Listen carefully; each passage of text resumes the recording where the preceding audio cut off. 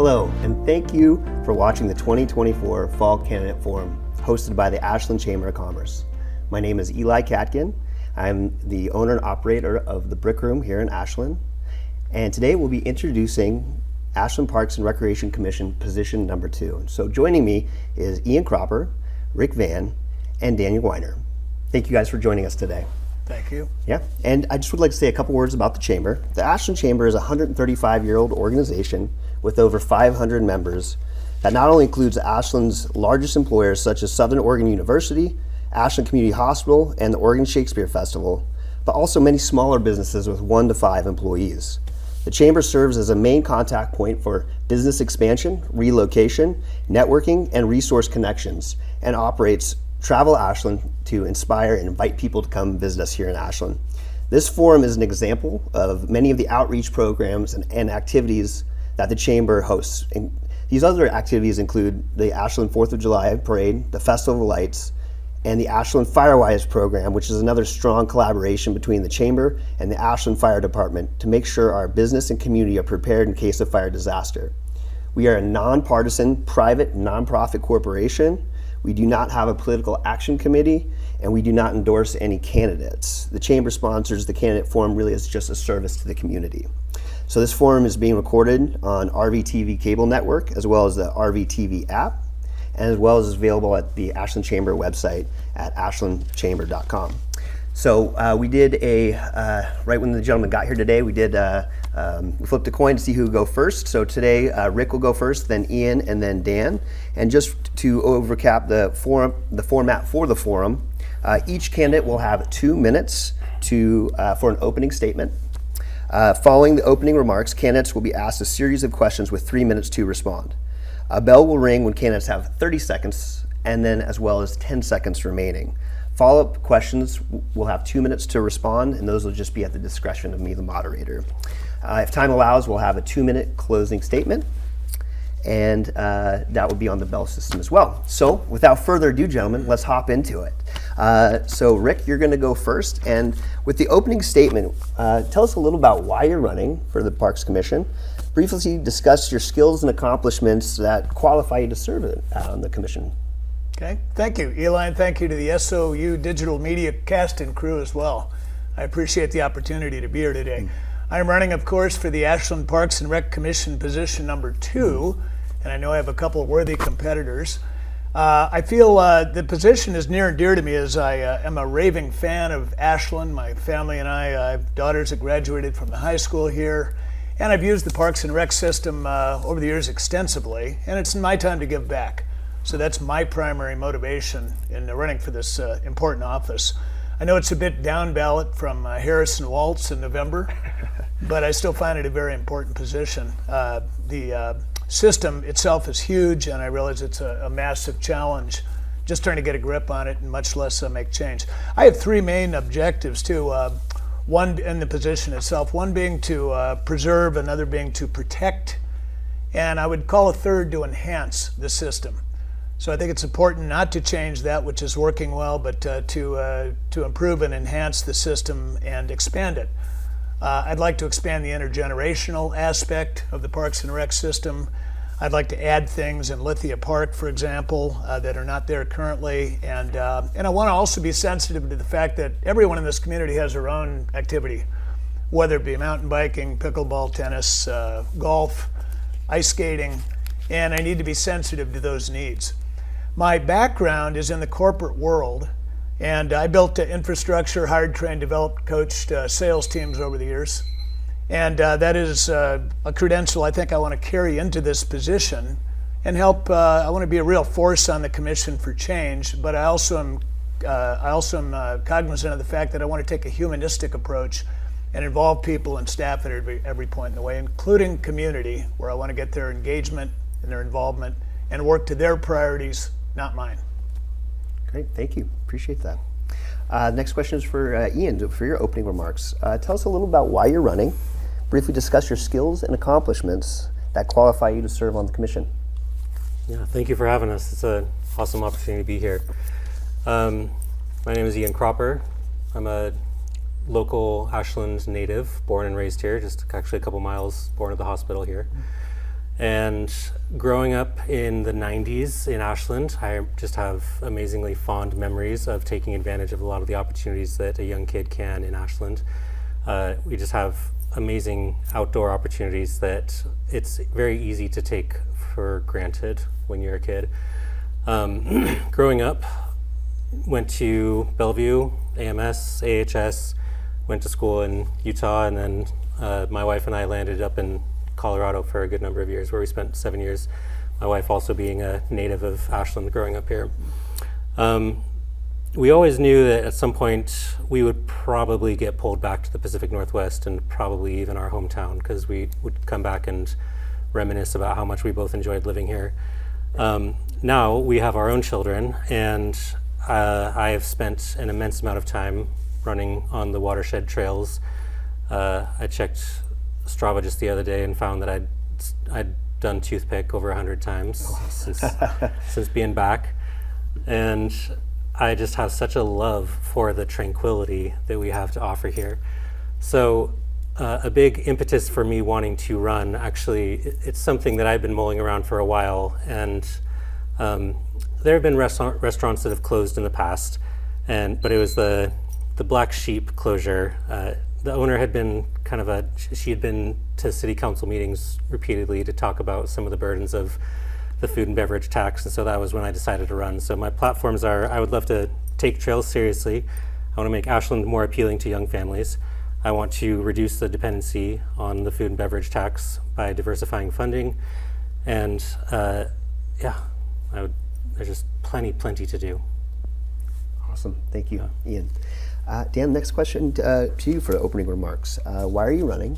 And briefly discuss your skills and accomplishments that qualify you to serve on the commission. Sure, thanks for this opportunity. So my name's Dan Moyner. I'm a family physician. I've been practicing for over 20 years, but for the past 10 years here in Ashland. And I will say that I use the parks system just about every day.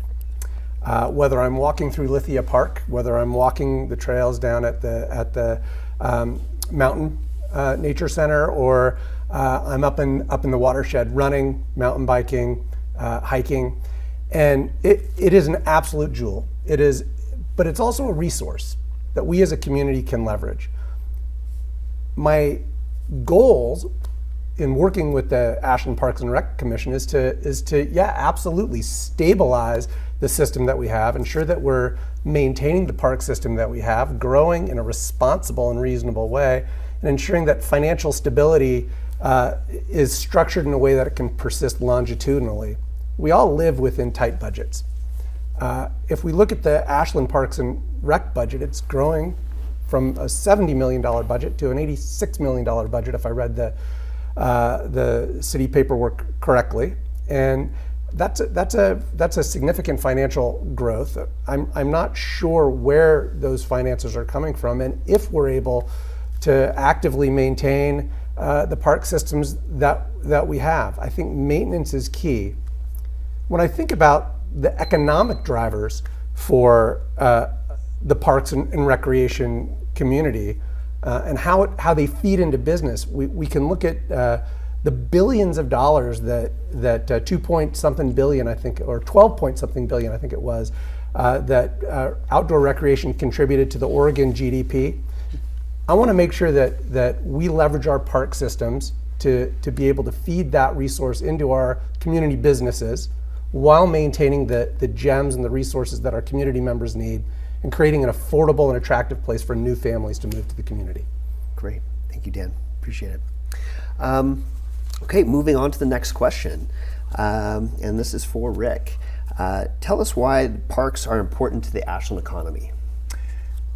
Parks are a critical underpinning of the Ashland economy, the Parks and Rec system in general, as are great downtown businesses like yours, Eli. And it's part of the draw. Of course, there's OSF, there's the Pacific Crest Trail, there's all the open space, but the Parks and Rec Commission, again, having a huge job, there are many facets to that. And I think that one of the things I would like to do if I'm elected to the office would be to be sensitive to all the different needs that relate to the economy. I want to really tie that in because obviously the economic underpinning of Ashland is critical. It's great, the vibe that we have in Ashland, be able to walk through the downtown streets and see the restaurants that aren't shuttered up and, you know, businesses that are, for the most part, thriving. I know it's very seasonal. But the economic underpinnings, we need to continue to encourage out-of-state folks to come in to enjoy OSF and the Green Show and the Brit and all the local attractions that we have in the Parks and Rec system. And I view the two as it's more of a homeopathic relationship, I think, between the economy and the Parks and Rec system. So it's a big draw. And I think like Ian had mentioned, you know, the generational thing, bringing young families more into things. I'd like to bring seniors, more senior activities into the Parks and Rec system. And again, that'll help the local economy as it draws in folks from out of state that are of that age bracket. I love seeing the age brackets going into the OSF productions, for example. Love seeing the families and that. And again, it fuels the businesses, it fuels the Parks and Rec system, it fuels everything indirectly. So I want to continue to grow the draw that Ashland has with outsiders. And then being sensitive to the fact the local community also has to not feel overrun, shall we say, by the out-of-towners. But it's an interesting community because there is that vibe. Architectural Digest just ranked Ashland as one of the top 13 most beautiful cities to live in the world. It was the only one in the U.S. that made that ranking because of Lithia Park, North Mountain Park, downtown. And that's an economic boost. Now also for a local, you might say, boy, we don't want to advertise how nice this place is, but we need that money coming in from out of state that fuels what we have here. So revenue, the park budget, et cetera. I'm sensitive to the fact that there's a budget, but then there's how it's spent. And I got to assume that there is a certain degree of waste that can be addressed. And spending $60,000 on 11 nice trash cans, for example, I don't know that that's a wise use of money, but that is a personal opinion. So wise use of resources and budgeting, I want to be involved in that from a fiduciary standpoint. Great. Thank you, Rick. Ian, the next same question for you. Tell us why parks are important to the Ashland economy. Sure. If you get online and just Google what to do in Ashland, you'll get to TripAdvisor. And the number one thing, I think most people would assume the answer is go to a Shakespeare play. But the number one thing in that number one spot is go to Lithia Park. It is incredible like how much of a driver and like how much that park attracts other people from not just people within town, but all over the state. So the parks can play an incredible role in our town's economics. Now, that's not just because it pulls people in, but we can also host events. A couple weeks ago, it seems like, we had a pickleball tournament that drew an enormous crowd, hosted in town here. And there are other races that have happened up in the watershed that have also been huge economic drivers. And so there are so many opportunities that we have to not just pull people in and kind of advertise how amazing this part of the valley is, but also leverage them, not exploit them, but like leverage them so that they can be real economic drivers. Which is one of the positions I really want to take, is like just answering that question: what role can the Parks Commission play in propping up our local economy? Can we pull more people in? Can we get more people outside? Can we get more people to engage with one another? And I think that the Parks Department, perhaps more than any other department, can play an immense role in really what the culture is that we have in this town, that I think everyone comes here, visits, sees, and says, wow, like this is a place that I could see myself moving to. Great. Thank you, Ian. Dan, question to you. Tell us why the parks are important to the Ashland economy. Yeah. Well, I think as the other guys said, it's absolutely a critical cornerstone for our community. That's one of the unique things about this community, is much of what happens seems to center around the parks. When you have parks that people are engaged in, there are things like pickleball tournaments and baseball tournaments and potential for increased swimming competitive opportunities. that brings people from out of town. That's a primary dollar that's coming into our community. But what it also does is, so those individuals spend their money in our community, but that creates job opportunities for local community members, which drives revenue internally and expands that particular revenue source, keeps it local, if you will. So if we look nationally, since the COVID pandemic, outdoor recreational activities have increased. I think the number was in excess of 4%, which seems like a relatively small number until you look at the hundreds and hundreds of thousands of additional people exploring and spending time in the outdoors. Those people are looking for places like Ashland, where nature is adjacent to town, where they can be in the downtown and immediately be into a beautiful park setting. So for those who are going to spend their time walking through, say, Lithia Park, immediately adjacent to park, to the community, to town. They are not going off of paved trails necessarily. They don't have to. They can access the Japanese garden. They can access other areas without having to put themselves out into the wilderness. Also, there are people who are going to want to venture further out. Those people are going to be spending money in town. They're going to be spending money in hotels. If they're coming from out of town, they're going to be spending money in restaurants. They're going to be spending money on services. That's a clear economic driver for this community, both the businesses, but also the locals who work in and serve those businesses. Great, thank you, Dan. Moving on to the next question, and this question is for Rick. What do you think some of the biggest successes of the park department been, and what would you like to improve on? Biggest successes, I would say transitions that have been made in the park. For example, Ian had mentioned the pickleball tournament that recently drew several hundred people from out of state, which I find incredibly valuable because it gives Californians, Washingtonians an opportunity to actually meet people locally. So, you know, I think that some of the improvements that have been made are evident there. I know some of the challenges, of course, in a big park system are maintenance. And so I can't say there's been necessarily improvements there, but there's opportunity for improvements there. Better bathrooms, for example, and I'd like to get the community more involved in the park system. And by that I mean, for example, why not have a community weeding day in the springtime or something, and get kids involved. I lived in Bend, Oregon, and they had initiatives there where school kids went out on the trails and helped maintain, and they were part of the process, and it got them invested in the local trails and mountain biking and everything else. So those are some things I think that can be enhancements. Back to your question in terms of successes, I know that the $1 million that came in recently, it was a state grant for the East Mountain Park for the what do they call it, the pump run, and another dog park. I think that's going to be a good enhancement. It's a $2 million project. And the state's funded half of it, but you know, like Ian I think had mentioned, it's all fueled through revenue and creating additional sources of revenue.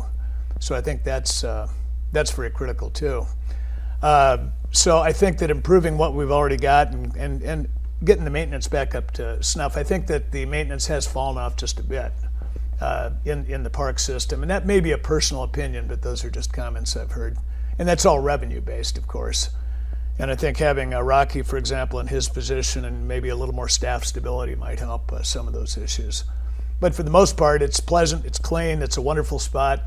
I find it wonderful to hear children's laughter coming from the playground in Lithia Park, or seeing an older couple at the duck pond holding hands. You know, those are the things that drive me. And the fact that it's Ashland has something for everyone.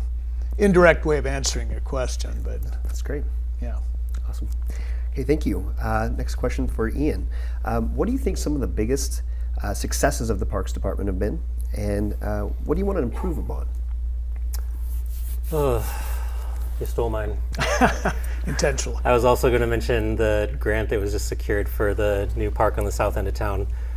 Being from the south end of town, I will be sure to take plenty of advantage of that. There's a bit of a emphasis on the north end, and we've got plenty of parks there, and it'll be nice to get a bit more action in the south. So that's huge. When I was growing up, and by the time I left, there were some decent trails in the watershed, and I remember my brother, who was getting into ultra running and trail running at the time, he would let me know, like, oh man, like, yeah, Ashland's like this great spot for trail running. And I'm like, I mean, yeah, like we've got trails, but like, you're trying to convince me these are like world-class trails, come on. But then upon moving back here and seeing how much had changed and how many of these trails had been converted from makeshift deer trails to actual trails, that trails master plan was an incredible success. Like, there is just so many new trails that are just so delightful to be on. And especially since they can host multiple traffic forms. These are not just a single, it's not a group for a single win. This is a group for all types of trail users. So those would be my two that I would name as successes. And my third is an area of success, but also an area for improvement. I find that there are a lot of those things that you're doing well, but also, you know, there's room for growth in this area, which is just the constant maintenance. I think that the Parks Department and all the employees there have just, it is a massive surface area to maintain. There are so many acres of grass to cut and so many trash cans to take care of. So just the maintenance on a day-to-day basis is a success. And it's also an area that we can improve upon. I come from the software industry, so I'm constantly thinking in terms of systems. How can we systematize certain things? How can we make it so that this is something we don't have to think about as often as we think about? So that would be my approach when it comes to maintenance, is looking at how we can just make things easier to forget about, because they can perhaps take care of themselves. And whether that's trash can placement of like, oh, people always use this trail going this way, so let's put a trash can on that path so that they have somewhere to drop their empty coffee cup. And so maintenance in general, I think, is just, it's an area of improvement, and that's one that's very visible to the community. If a tourist comes and sees some trash in the park, like, it's a shame for them, but if a resident sees that on a recurring basis, like, it's something that's going to really get to them. So that's an opportunity that we can really improve on. Great. Ian, thank you. Dan, next question is for you. What do you think have been some of the biggest successes of the Parks Department, and what would you like to improve upon? So I do think there have been a number of successes of late for the park system. I think, and finally we've gotten some movement on getting Pioneer Hall and the community center repair happening. Those are two facilities that have been really, for the most part, out of service for several years, and in prime location. So finally moving that forward is a huge win. I think that the Japanese garden was a huge win. I'll suggest there's opportunity there to enhance access. There's really no, while the park was designed, the Japanese garden itself was designed to be wheelchair accessible, at least part of it. There's no actual good way to get to it for someone with a wheelchair. I know there's been some discussion about expanding it, so it's an opportunity for improvement. Maintenance absolutely is something that needs to get focused on. Lithia Park is, as you said, the primary attractant when you look on TripAdvisor and others. They're recommending that. But when you often walk through Lithia Park, you see concrete paths that are uneven or cracking or crumbling. You see overgrown plants. So I think there's a lot of opportunity to really clean up some of the really prominent areas. That's not to say we should neglect all of the park system. It all needs to be maintained, but certainly that is a primary attractant to outsider visitors to the area, needs to be maintained. I would also suggest that since the COVID pandemic, and as a physician, I guess I always go back to how that impacted the daily lives of all of us. But a lot of the recreational services were really severely curtailed during that period of time, and it's exciting to see some of those coming back. I think there's a lot of opportunity to do more, both in the senior center, senior services, as well as overall recreational services for our community members. It really serves our community well from a physical and a mental health standpoint. I think that there's opportunity to really have a strategic plan around what we're going to do with the golf course. whether really get an understanding if we can sustain it in a changing environment. It's a huge water draw. Possibly we can, but we need a financially sustainable plan around it. So I think there are a lot of wins, but there's a lot of work to do, and it all has to be done in a financially responsible way. Great, and thank you. Moving on to the next question. This question is for Rick. The City Council and the parks have been meeting on increasing collaboration. Please address your views on these changes and what you see for the future. Sure, you bet. That's an interesting question. I know I've attended a few city council meetings, and I wasn't aware of that issue truly until diving into it, but I know that there is a initiative, I guess, in place right now to improve alignment, I'll call it, between the city council and the APRC. And that's one I would like to work with the board on. I believe the old system, I heard an interesting phrase that a lot of the communication between the council and the park staff was a memorandums of understanding. I'm not sure quite what that means, but it sounds like a different form of communication than perhaps one-on-one meetings and that sort of thing. But I know that maintenance, for example, I guess the park staff is supervised by the parks director, but the problem there is that the Parks and Rec department, from a maintenance standpoint, needs to work with the city manager. So there's an inherent disconnect in the maintenance area. So I assume that's part of the realignment that has been discussed. And so I assume that there will be a new system with maybe better cooperation or communication. I think within local government in general, there's probably a disconnect many times between departments. So not being part of the APRC yet, I'm not sure how significant that is, but I'd hope that's room for improvement. Eli, what was the second part of your question? Basically, what changes would you like to see in the future between the collaboration of, between city and parks? Well, one thing I would like to see is, again, have been at council meetings before and city hall, town hall type things.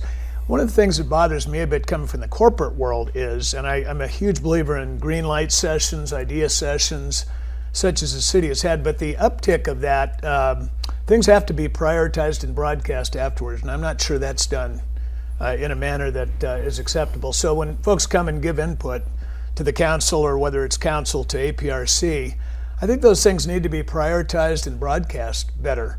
I don't see that happening. And then progress checks. So I think a lot of that stuff just gets swept under the rug afterwards. But I think I'm a huge believer in having community forums. And in my case, I'd like 24/7 access to Rick Van for ideas and input. I'd like to be very accessible.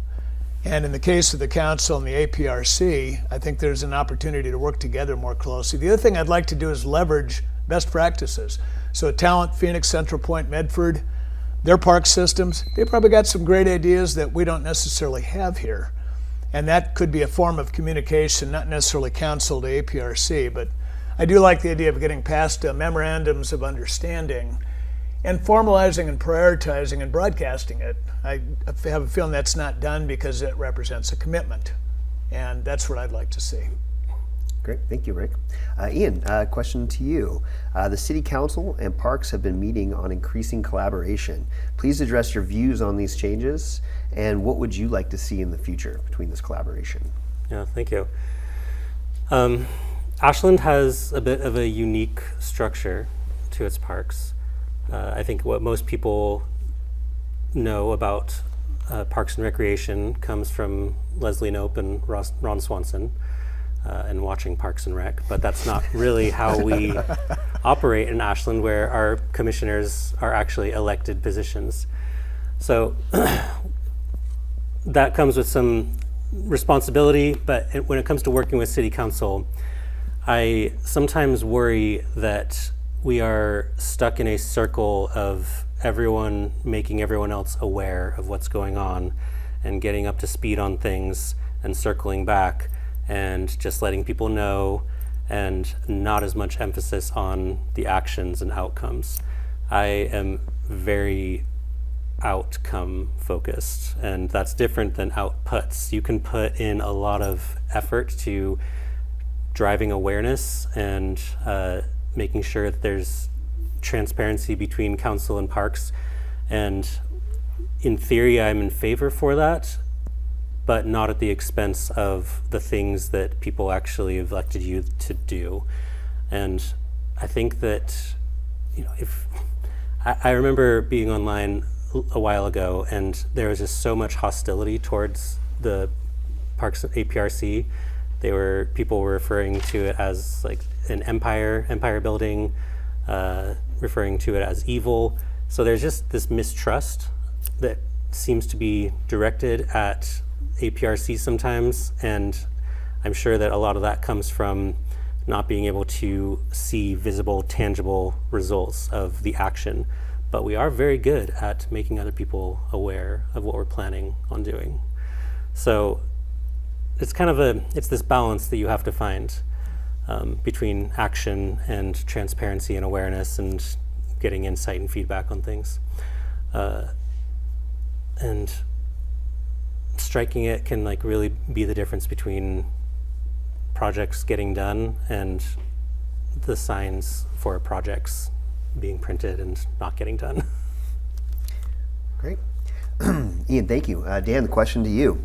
The City Council and Parks have been meeting on increasing collaboration between the parks.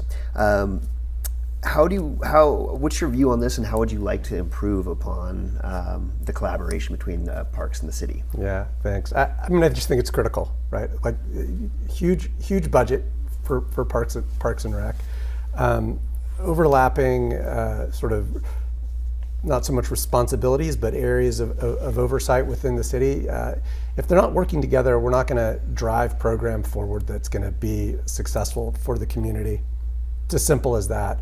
And I understand how rifts can occur, especially when you're dealing with large budgets and projects. But it's encouraging and exciting to see them collaborating, to see council representatives at APRC meetings, and I just think that it just can't work any other way than council and Parks and Rec collaborating. I'd suggest that goes beyond just Parks and Rec and council. I think we have to collaborate with our sort of adjacent community partners. That's Forest Service and others, to ensure that we're able to leverage the value of all of the space around us to get the best outcomes for our community. Absolutely needs to happen. Can't work without. Great. Thank you. The next question I'd like to ask is, Rick, so recently we've had a group in town, Epic Ashland, who put together a wonderful concert in the park that seemed to be very well attended and seemed to be really popular. And this kind of came with a real collaboration between the Parks Department and this group to utilize the public space. What's your view on the continuation of utilization for the parks for outside of the box usage? That's a great question, Eli. I'm glad you brought it up too, because it's near and dear to me. I've been speaking to a lot of young folks and seniors ahead of this forum, actually, and that topic has come up too. So an example of that use, and by the way, I'm hugely in favor of the use of the park in a measured sense, or Lithia Park or any of the other ones, for example, for those kinds of events. I think that's fabulous. It's a unique draw, and visitors are in town and locals enjoy that. I think that there's a caution flag I'll throw up. I don't think we should commercialize those events. For example, I know that in the Lithia Park master plan, in reading through that, there was a recent initiative to perhaps add alcoholic beverages to park events. And I would throw caution flags up on that. I don't think that's a good idea. So commercializing, the events are great, keep them non-commercial, I think, and it'd be a huge draw. But I had some interesting input. For example, the band shell at Lithia Park. I realize that's just one park, but could be used for summertime movies for kids. I think that'd be a wonderful venue and another use of that park.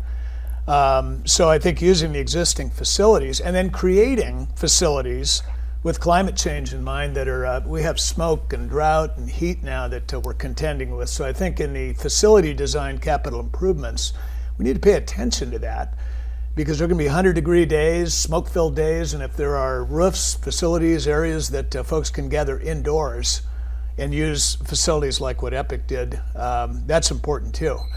But using the existing facilities is, of course, the least expensive way, and expanding that, but keep the commercialization out of it, I think. I don't want to see food trucks and alcoholic beverages in Lithia Park, but I do love the events. So I think that's an excellent use, and I think we should promote that and expand that. Okay. And just to clarify, I believe Epic Ashland is a nonprofit, and they did have alcohol and food trucks. So you like the way that's done, just you would push for a minus alcohol and food truck. I would personally, not that I don't enjoy a cold draft beer after a hot day, you know. But I just think it's a slippery slope when we start commercializing things. Plus, I want to support the restaurants and the local businesses, the brick and mortar establishments that are doing a pay-for-play presence here. And food trucks and things like that are great, but they're not Ashland bricks and mortar operations like yours. And so I caution flags on that. Okay, thank you for the clarification. Ian, same question to you. I didn't have that one written down, but I could kind of rehash it a little bit as far as... I think I remember the vibe of it. Yeah, exactly. I think that what Epic Ashland was and what Ashland were able to do together, it's just such a good example of how a community can help to establish its culture. I feel like there's just nothing more powerful for a community to see itself out and about, to go to a place where you don't always feel like, oh, it's just me downtown. There are people bustling about, there's industry happening here. And I think it's the same with the park. You know, you go to enjoy a concert in the park and you see lots of other people there, and it's one of those moments where you can look around and say, like, man, what a cool place I live in. This is awesome that they do this. So I would love to see just so many more of those types of events, and not just limited to Lithia Park. I've heard the same thing that apparently Rick's been hearing, where families are asking, like, we've got this band shell, it's empty most of the time. Sometimes people are doing yoga on it, but not often. Can we put a screen up there and have movies in the park in the summers, and wouldn't that be a fun family event? Just having more opportunities to get people out into a place and say, like, here is the community and we're all doing this together, and isn't that really cool and fun? I would disagree on the commercialization aspect. I think that a huge downside of the Parks Department is that it does seem to have this separate funding apparatus, where like everybody selling food and beverages in town has to pay this 5% tax on everything that they sell. And so those are the types of opportunities that I'd be looking for to say, like, what can we do to help Ashland Parks and Rec be more financially independent? Are there ways that these things can fund themselves so that we can eventually move away from having to rely so heavily on everyone who comes to eat here spends an extra 5% on whatever meal and drinks they just had? So I would love to see more profit-seeking opportunities. While the events might be free, you know, if there are things that you want to do on top of that, maybe we can find some way to have those things fund themselves. Great, thank you, Ian. Dan? Yeah, I loved it. I thought they did a fantastic job. I thought it was well organized, well structured. I think that there's tons of opportunity. By the way, there have been movies in the park in the summertime of the evening. There hasn't been a ton of them, but there's been a few at least. And it's been great, as well as the silent discos that have been happening. They're back in town on Friday nights. Those are fantastic. They're bringing people in, keeping people in the park, and so I think that the Parks Department is starting to see broader opportunities. I think while I wholeheartedly support those, I also feel that we have to be cognizant of the neighbors of those particular facilities and how it might impact them. So yeah, band shell absolutely needs to be utilized more. I'd love to see more concerts happening in the park, but I also think that we have to think about timing of it and how we structure safety and traffic and all of those things, because it does have a significant impact on the town. It surprises me, quite frankly, that we don't have more of those sort of outdoor events and ones that involve food trucks. If we were to have a large concert, for example, at the band shell, as those were, I don't think that the downtown restaurant scene would be able to support that sort of an influx. I could be wrong. any of those sorts of decisions we make have to be data driven. So I'd want to get that data to see, is this going to be able to be supported by our local businesses? And if not, how can we augment that? And so, as I said, all decisions have to be data driven. We have to make sure that we're cognizant of the communities that they're going to be impacting. And absolutely, we need to find a way to move some of those more projects forward. Great, thank you. And I just wanted to quickly get your guys' opinions on just a few things as far as we've heard some comments recently just about wanting to redo our public pool. And so I would just be curious to hear your quick thoughts on updating, I think it's the Daniel Meyer pool, is that right? Yeah. Yeah.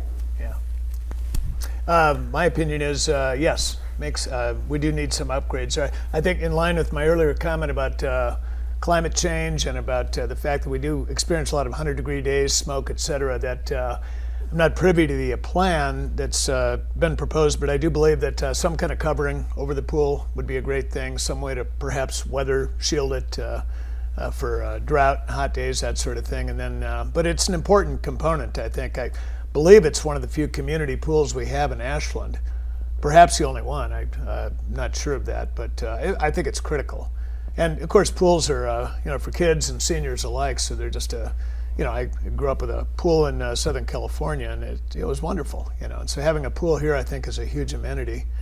How well it's used by visitors and things, I'm not sure. But on the Daniel Meyer pool, I don't know the numbers, and like Dan is saying, metrics data is very important. So what it would cost and what the benefit would be, that has to be evaluated too. I don't believe in spending money on anything where there's not a bang for the buck. Great, thank you. Yeah, this is an interesting one because the pool, nobody is coming, likely very few people are coming to Ashland to enjoy the outdoor pool. But you're right, SOU, they used to have a pool and they no longer do. So that really leaves you with the YMCA pool, which if you want to utilize, you either need to be part of a class or have a membership to, or the Daniel Meyer pool. That being said, I've seen some of the numbers coming through of like what it's going to actually cost to redo the Daniel Meyer pool, and it's in the multi-millions of dollars. So it is going to be quite a cost.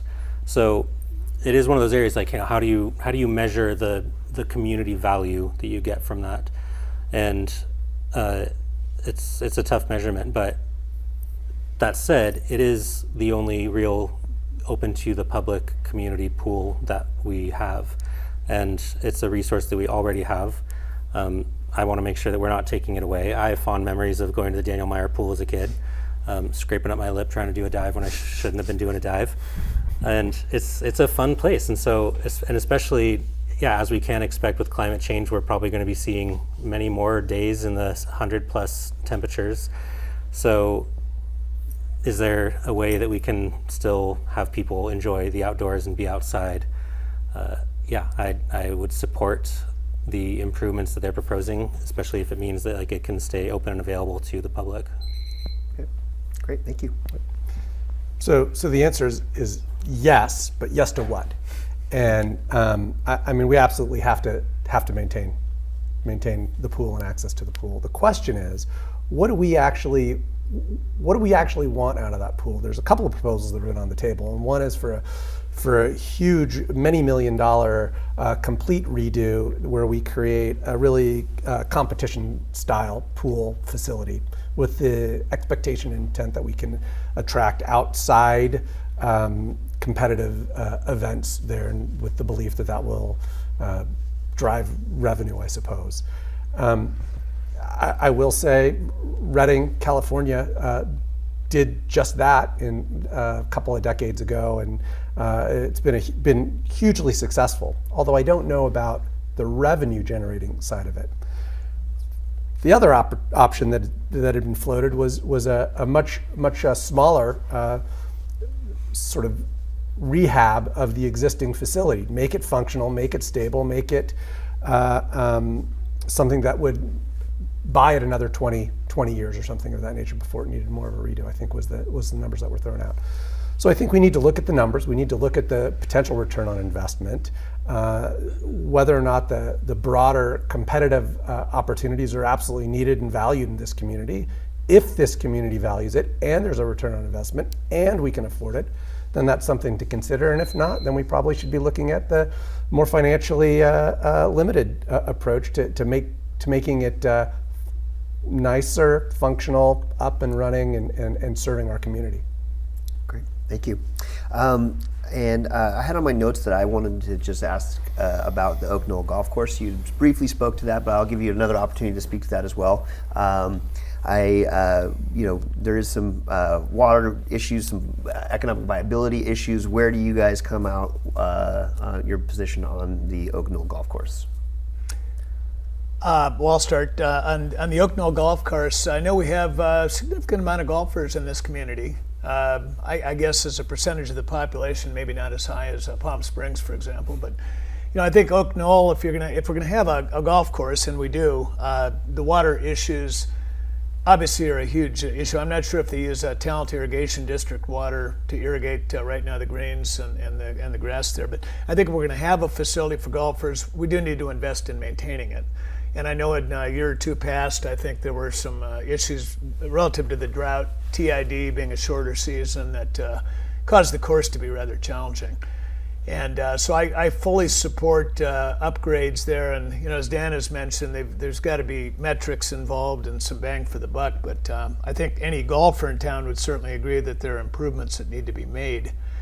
Water's the tough issue because we only have so many aquifers, basins, and so much water available down there. And the TID is dependent on the season too. But I support the idea of continuing to improve that golf course.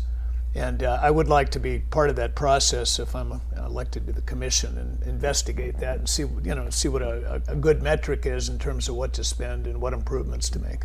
Great, thank you. Ian? I have fond memories of taking advantage of I think it was, if you're under 16, you could play for $5 back in the day. And I loved spending a lot of time on Oak Knoll. And it was, it's strange that even 10, 15 years ago, just how much has changed since then with respect to the climate that we now live in and that we're now facing.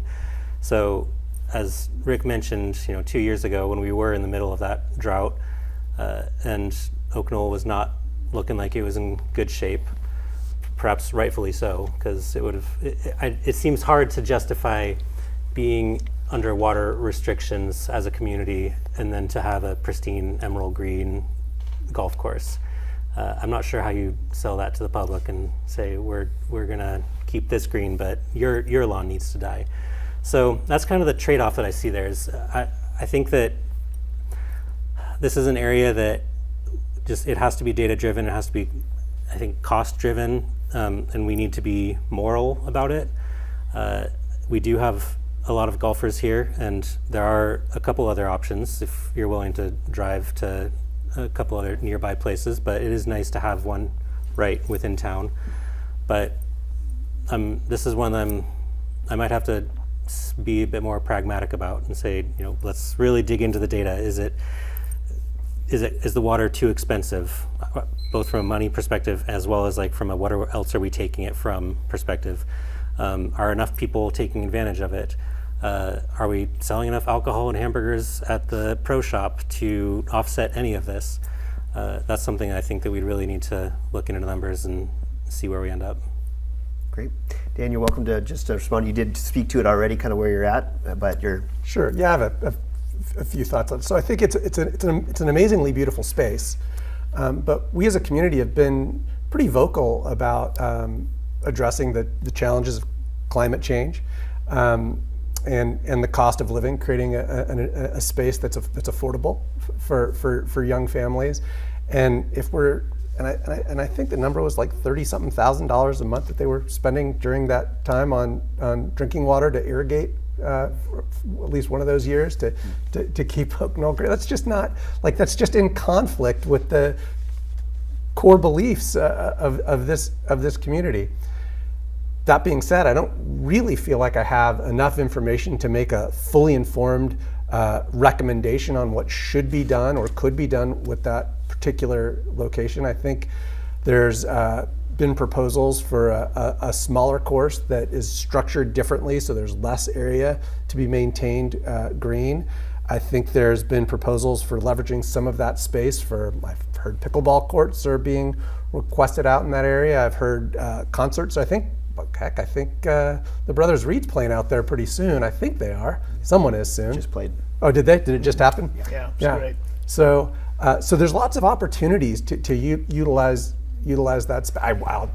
I'll just throw out there wildly. What about if we were to limit the area of the golf course and there was a cross-country style or introductory learning type of mountain biking trail that circumnavigated that particular space as the community looks for beginner style mountain biking trail access. There's lots of opportunities there. I don't feel I have enough information to make a full recommendation, but I think we have to be very, very serious about whether or not it's a sustainable resource for this community. Great, thank you.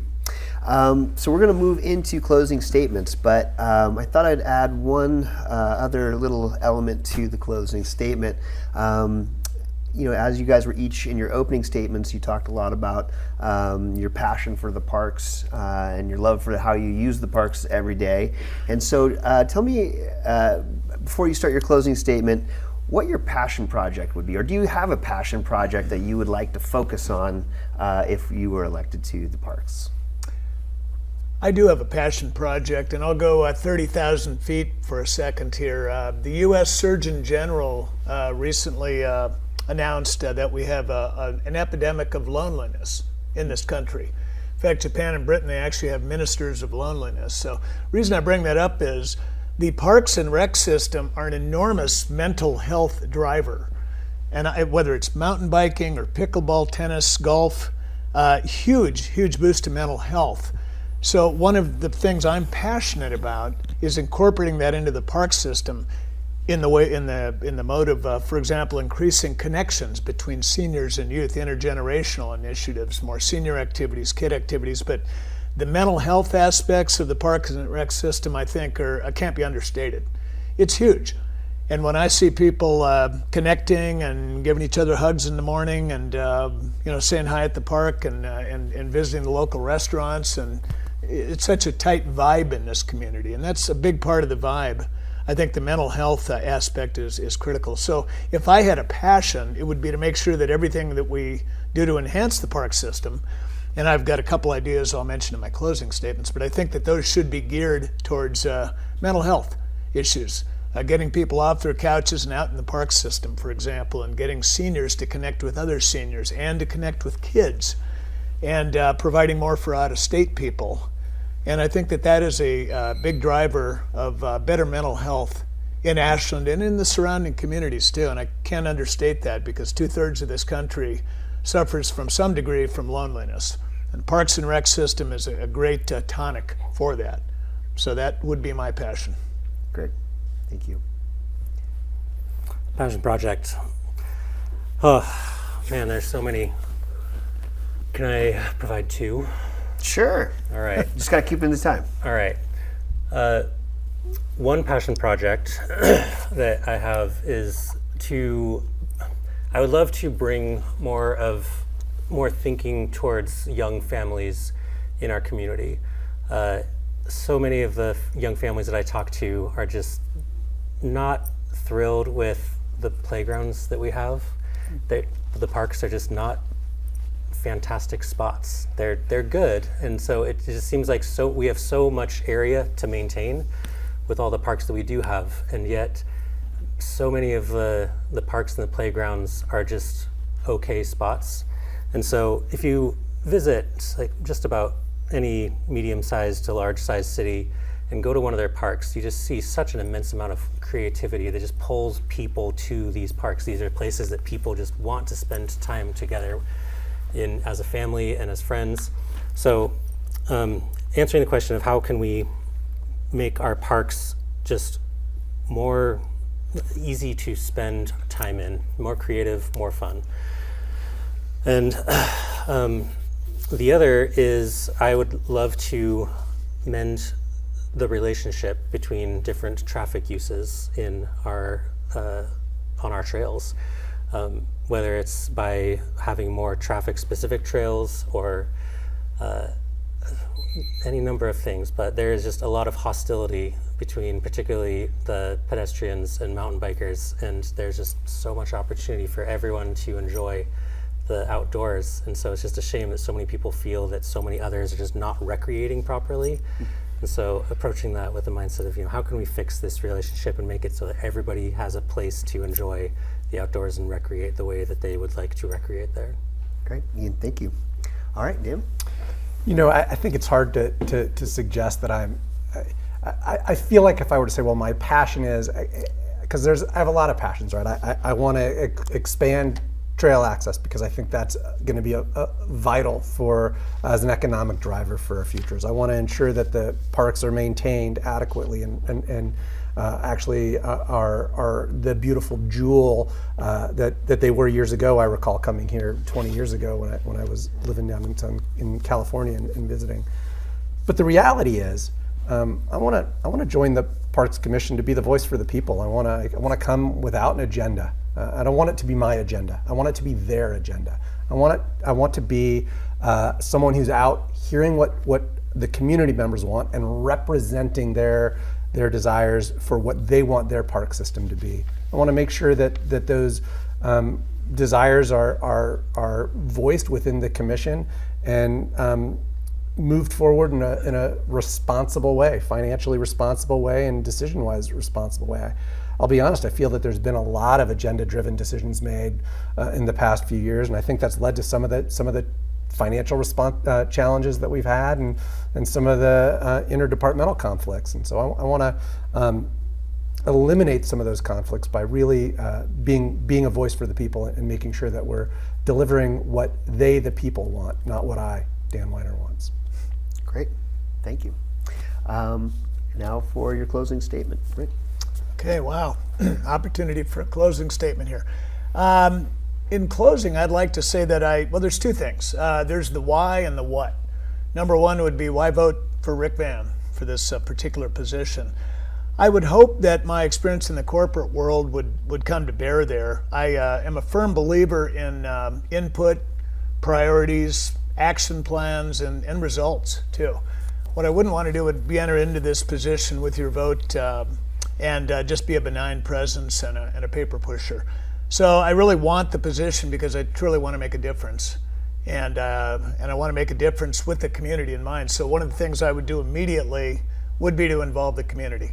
Community forums, I'd want everyone to have 24/7 access to me personally, and I would want to show results to the community as well. A couple things I'd want to accomplish almost immediately, and a couple of these are in Lithia Park. I truly believe Lithia Park, just to boil it down, there's a couple things we could do. Number one would be to create a strong Native American presence in Lithia Park. It's the underpinnings of the Rogue Valley, the Shasta, Takelma tribes, and others. So I think if we created an area in the park with tribal involvement, vegetation, a display, very much like the Japanese garden right now, for Native Americans, I think that would be a fabulous show of support for the community that really created the Rogue Valley communities. And the other would be something like a historical exhibit for the women that created Lithia Park in the beginning, that had the gumption to make that into the beautiful fixture that it is. I also want to work with seniors more, with kids, to create more activities like we've discussed, and that is possible. And I want to put things like QR codes in the park that people can view. And I want to create something like a water feature for families. This is all Lithia Park.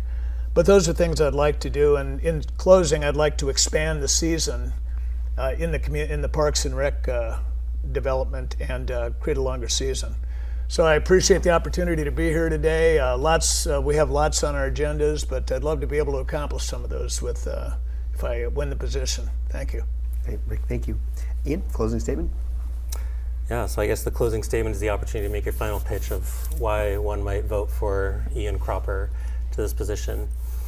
I want to share a little bit about what my professional role is, where I manage a team that is focused on growth within our company. And there are a couple of pillars of growth. There's awareness, acquisition, activation, revenue, and retention, referral. You put them together, it's lots of A's, lots of R's, they're called pirate metrics. because pirates say "ar." So, and I bring that to so much of what I do, and those are the kinds of questions that I ask of if I'm going to be in the parks. How can we get people to be more aware of Ashland? How can, once they're here, how can we get them to spend money at our restaurants? When they're here, like, how do we get them to come back? How do we get them to share with their friends that this is a place worth visiting? So I'm constantly thinking in those terms of, like, what role can the parks play to help Ashland's economy grow and thrive? So that's kind of the outward looking in. The other responsibility that the Parks Commission has is to be a steward over the spaces that it maintains and the services that it provides for the residents that are currently living here, and to really provide a good place that people themselves can be proud of, to be a part of. So there are so many opportunities. Again, like growing up, I love being able to spend the time that I was in these parks, and I'm very passionate. I love these spaces, and these are areas that I want to improve on, and not just for myself because we can, but also, like, I want to give my children the upbringing that I was able to have, where I was able to be outside and enjoy the outdoors and wander and explore. And Rick's right, like, this is a lost art. We are a lonelier people now, and too many screens and more outdoor time. So invest in what we have, maintain, and find ways to grow. Those are my pitches. Great, Ian, thank you.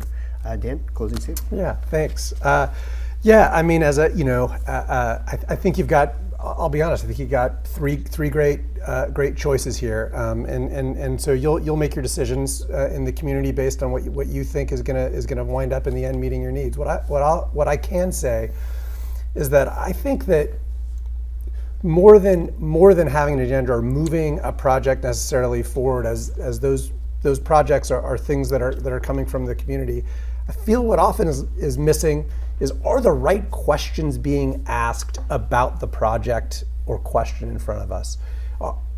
And so I feel there are really three very important questions for every proposal that comes through the commission. Number one is, how does it serve our local community? Is it meeting their needs? Number two, how does it attract new community members that can hopefully afford? So are we making sure that it's affordable and therefore attracting new community members?